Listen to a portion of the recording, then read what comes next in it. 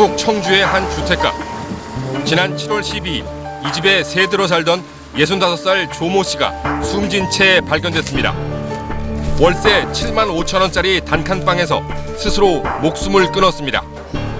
거동이 불편해 일정한 직업도 없이 지내던 조 씨에게는 정부에서 주는 기초생활수급비 46만 원이 유일한 생계 수단이었습니다. 하지만 지난 7월 초 갑자기 수급 중지 통보를 받았습니다. 이제는 나 기초생활수급자도 떨어졌어. 그것도까지 먹고 사는데 떨어지면 어떻게 살아요. 그러니까 고민도 하고.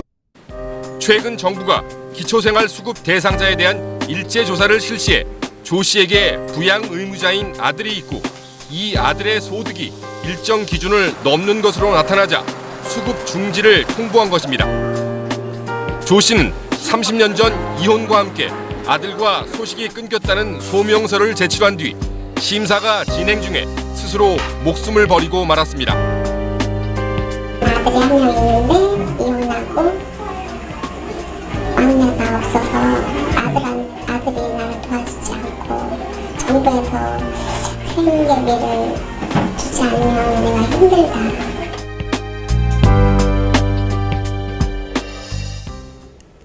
정부는 지난 2000년부터 최저 생계비 이하의 생계가 어려운 국민들에게 일정 금액의 기초생활급여를 지급하고 있습니다. 최근 정부가 이에 대한 일제 조사를 벌여 부정수급자들을 가려냈습니다. 그런데 이 과정에서 탈락한 노인들이 잇따라 스스로 목숨을 끊는 등 혼란이 가중되고 있습니다. 왜 이런 일이 벌어지는지 취재했습니다. 경남 남해의 한 사회복지시설입니다. 생계가 어렵거나 병을 앓고 있는 노인 등 90여 명이 생활하고 있습니다. 이 가운데는 별도의 돈을 내지 않고 지내는 노인들도 있습니다. 바로 기초생활수급 대상자들입니다. 75살 윤모 씨도 이런 경우였습니다. 윤 씨는 이 시설에서 10년을 살았지만 지난 7월 13일 새벽 싸늘한 주검으로 발견됐습니다.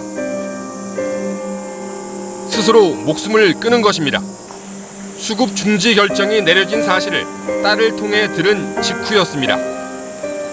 오래 못 있을 것 같다. 그냥 여기에서 이때까지 있었던 것도 고마운데 또 공짜밥을 먹기는 싫다라는 그런 내용의 말씀을 하셨다고 이제 어르신들한테 얘기를 들었습니다. 기초생활수급자여서 무료로 이 시설에서 살 수 있었지만 지난 7월 초 수급 중지 결정이 내려지면서 고민했던 것으로 전해졌습니다. 부양 의무자인 딸과 사유의 소득이 기준을 넘는 것으로 조사되면서 더 이상 정부로부터 지원을 받을 수 없게 된 것입니다. 대한민국에 있는 자녀가 3명이 이제 나타났는데 제일 큰 딸이 소득이 한 550만 원 정도예요. 배우자가 부모는 배우자. 서울 강서구의 한 임대 아파트에 사는 56살 임모 씨. 지난 2004년 기초생활수급자로 선정돼 정부로부터 월 40만 원가량을 받아 노모와 함께 살고 있습니다. 그런데 지난 7월 초 갑자기 수급 중지 통보를 받았습니다. 이혼 뒤 12년째 소식도 모르고 지내던 딸이 전산 조회 결과 나타났고 소득도 있는 것으로 파악됐기 때문입니다. 언젠가 한번 찾아가니까 집에 이사도 가서 또 더군다나 찾을 수도 없고 그래서 실질적으로는 제가 이혼하고 나오면서부터 단절전화를 했습니다. 임 씨는 지난 1999년 IMF 당시 직장을 잃고 이혼까지 하게 됐다고 합니다. 이혼 뒤 지하철역 등을 떠돌며 한대짬을 자는 노숙자 생활을 하다 병까지 얻었습니다. 그러다 어렵게 기초생활수급자로 선정돼 보증금 200만 원에 이 임대 아파트에 들어왔지만 이번에 수급자에서 탈락하면 여기서도 쫓겨날 것이라며 불안한 날을 보내고 있습니다.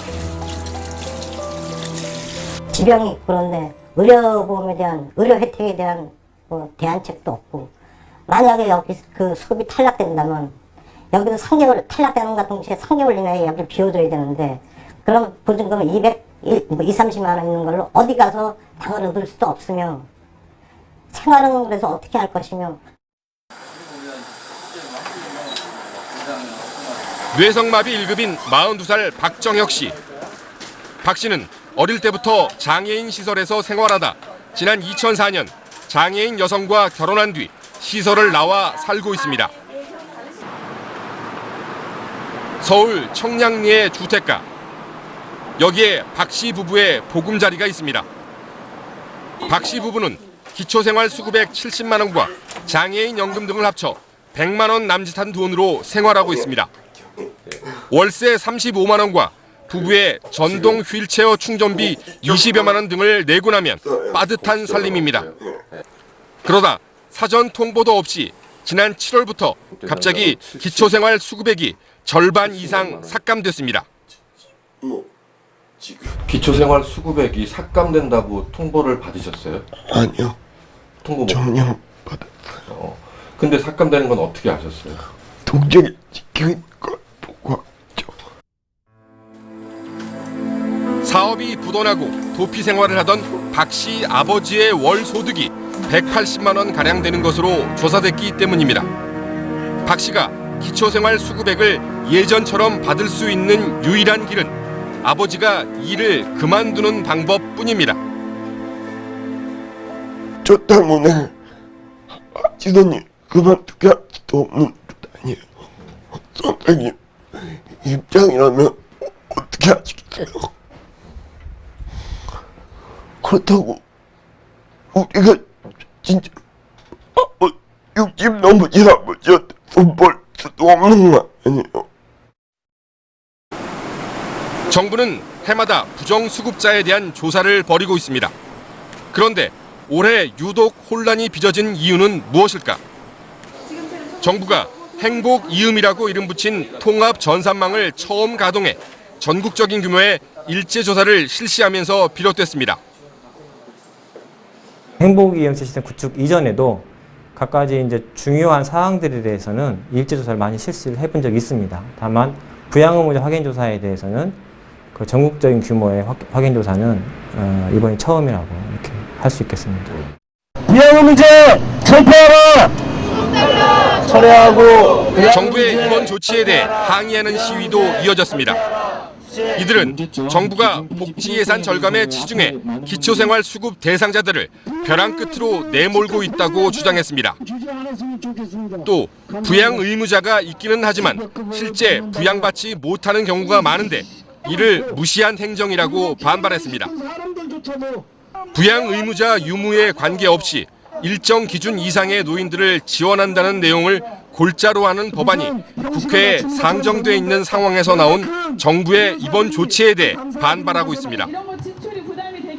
이번에 복지부가 한 행정은 법 개정이 이루어지기 전에 지금 현재 문제점을 많이 안고 있는 법 제도를 그대로 일괄적으로 행정 편의주의적으로 적용을 하면서 많은 수급자들에게 불리한 상황들을 발생시키고 있습니다.